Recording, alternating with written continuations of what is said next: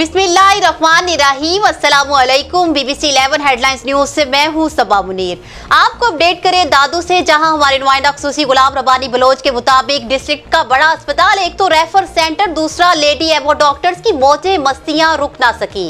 Ammo lady doctor अस्मा सुबरू की लापरवाही से एक और हवा की बेटी कलसूम मल्लाह की जान चली गई।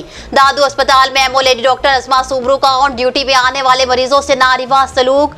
मरीजों के लवाहिकीन ने मीडिया से गुफ्तगू करते हुए बताया कि LHV ने कहा डॉक्टर अस्मा सुबरू सोई हुई हैं, सुबह उठकर मरीज का चेकअप करेंगी और इंतजार करते करते हमारी मरीजा जान की बाजी हार गई। लवाहिकीन के गुस्सा गम से निढाल उन्होंने चीफ जस्टिस ऑफ पाकिस्तान और chief of army staff general Qamar Javed Bajwa से नोटिस लेने का मुतालिबा किया और कहा कि इस मौत संदेशे को रोका जाए और लेडी डॉक्टर अस्मा सुबरू को कानून के कटहरे में लाकर सख्त से सख्त सजा दी जाए।